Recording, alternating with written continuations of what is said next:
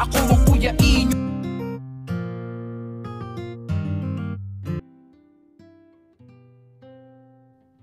Magandang araw po sa inyong lahat at muli po welcome po dito sa inyong paboritong programa. Unang-una, pasensya na kasi wala talagang, nitong mga nakaraan wala talagang nagsisend. So sabi ko nga sa inyo, minsan iniipon ko nga o minsan sinasabay-sabay ko. No? Pero yun, buti na lang ay may mga ilang pong mga nagsend. So medyo, gusto ko nga sanang parang pag-isahin ko na lang kasi maiikli yung mga nagsisend. So pero okay, isa-isahin na lang din natin. No?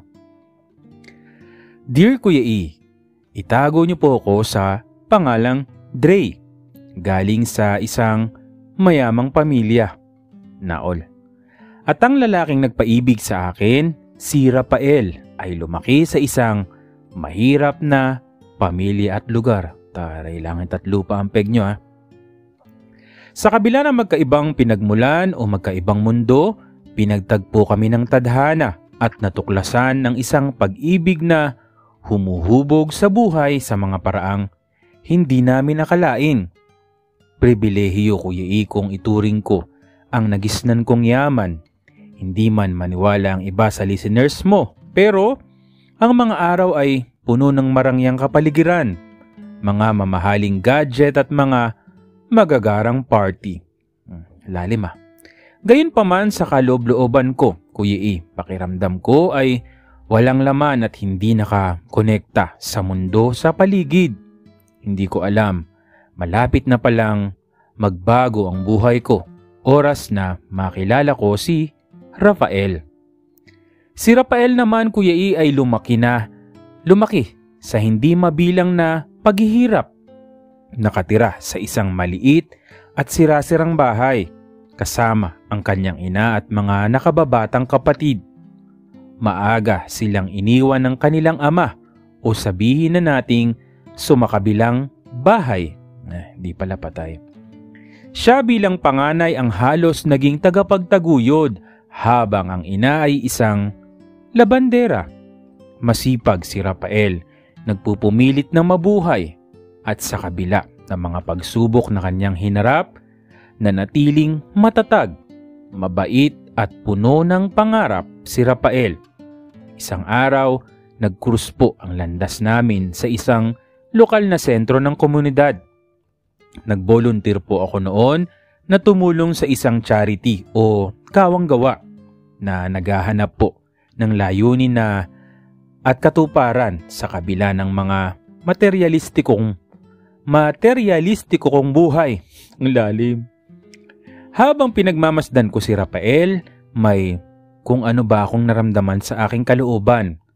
Ang ngiti sa kabila ng pagod ay nakadala ng magandang vibes sa akin, maging ang kanyang tingin.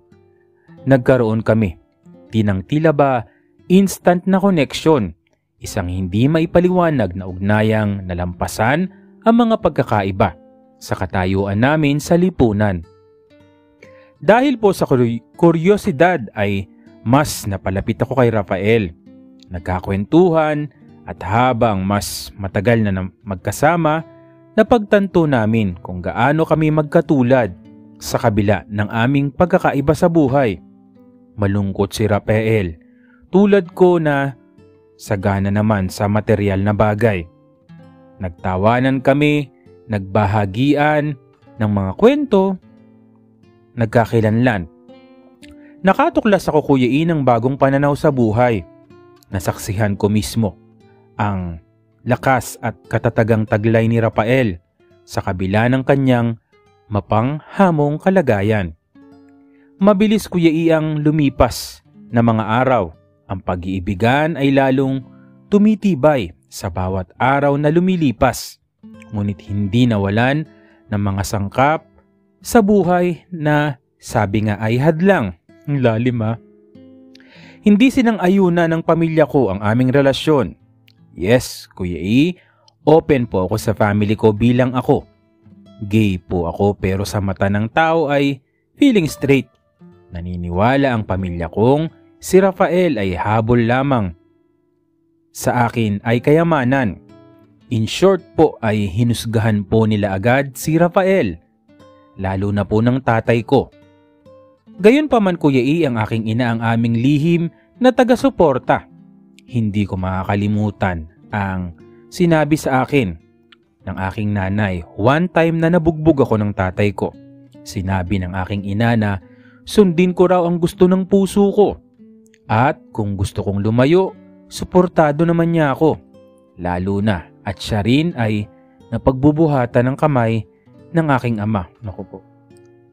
Dapat sinama mo na yung nanay mo.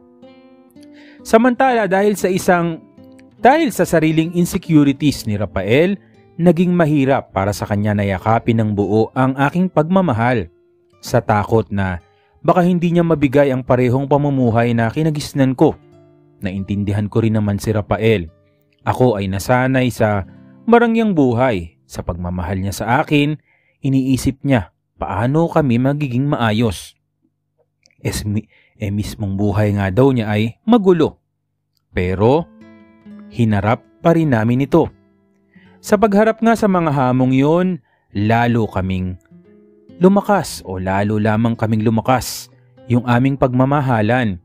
Ipinaglaban ang aming relasyon. Determinadong patunayan sa aking pamilya na tunay ang aming pagmamahalan. Naunawaan din ni Rafael na ang pag-ibig ay hindi dapat tukuyin sa pamamagitan ng uri ng lipunan o material na pag-aari, kundi sa pamamagitan ng koneksyon na pinagsasaluhan ng dalawang kaluluwa. Lalim ba? Mas naging bukas kami Kuya A sa mga posibilidad ng pagbabago ng buhay. Magkasama, nagsimula kami sa isang paglalakbay upang tuklasin ang sarili at personal na paglago. Sa kabilang banda, natutunan ni Rafael na pagdagumpayan ang kanyang mga insecurities at maniwala sa kanyang sariling karapat-dapat sa pag-ibig at maging masaya o kaligayahan. Sa bawat hakbang, pinatunayan namin na kaya ng pag-ibig ang lahat. Nagbigay inspirasyon sa iba na hindi natitinag na suporta sa pamamagitan ng bawat isa, na nagpapakita na sa pamamagitan ng pagmamahal, pag-unawa ay maaaring masira ang mga hadlang sa lipunan. Sa paglipas ng panahon, unti-unting nakita ng pamilya ko Kuya E ang pagiging tunay ng pagmamahal at nakilala nila na higit pa sa material na pakinabang ang pagmamahal ni Rafael. Nang si Rafael ay palari na makapagbarko Kuya E, kumita ng pera at nag-ipon, nagtayo siya ng business. Bumalik sa amin at nang makita nila ang saya na dulot namin sa buhay ng isa't isa, sa huli naman po Kuya E ay tinanggap nila ang aming relasyon na niyakap si Rafael bilang bahagi ng pamilya. Ang love story po namin ni Rafael ay naging simbolo po ng pag-asa at tagumpay laban sa kahirapan. Itinuro sa amin pong mga paglalakbay ang kahalagahan po ng empathy, pag-unawa, paninindigan para sa mga pinaniniwalaan, naging mga tagapagtaguyod para sa pagkakapantay-pantay at ginamit yung plataforma upang magbigay ng inspirasyon sa iba na sundin ang kanilang mga puso anuman ang inaasahan ng lipunan. Ikaw ba isa ka bang politiko? Ang lalim ng ano? Sa huli, pinatunayan namin na ang pag-ibig ay walang hangganan at hindi nakukulong sa katayuan sa lipunan o kayamanan. Ang kwento ng aming pag-ibig ay nagsisilbing isang paalala sa lahat na ang tunay na pag-ibig ay namamalagi sa puso, na lumalampas sa anong mga hadlang na maaaring dumating sa amin. Sama-sama itinuro sa mundo na ang pag-ibig ay nananaig sa lahat at ang tunay na kaligayahan ay matatagpuan sa pamamagitan ng pagtanggap at pagdiriwang sa ating mga pagkakaiba. Salamat po Kuya Isa, patuloy na pagbibigay ng inspirasyon at pagbabasa mo ng mga natatanging kwento. Dre, okay? Napakaganda ng istorya nyo, no? Punong-puno ng pag-asa sa kabila ng mga hindi magandang mga pinagdaanan, lalong-lalo na sa panghuhusga ng lipunan o mismong kahit nga pamilya, di ba? Pero yun, ang pinakamahalaga doon, ayun, dumugo yung ilong ko. Akala ko sa English lang yung nakakadugo ng ilong, pero yung sa mga wordings mo rin pala, nakakadugo din ng ilong. Pero anyways, alam ko naman, naintindihan ng ating mga listeners yan na malalim lang talaga yung mga bawat salitang mga binibitiwan mo o kumbaga sinulat mo para sa ating mga giliw na tagapakinig. Maraming salamat sa iyo, Dre, at nakakatuwa naman kung di mo nasabi kung ilang taon na ba yung relasyon nyo, at maraming salamat sa iyo at sana ay magtagumpay ka palalo sa iyong buhay. Muli, maraming salamat po sa patuloy na sumusubaybay, sumusuporta dito po sa inyong paboritong programa. Maraming salamat po. Nalampasan nyo yung langit at lupa, no, na kumbaga ay pagkakaiba nyo. Sabi nga, dahil wala naman talaga yon sa katayuan, sa buhay o sa lipunan. Salamat!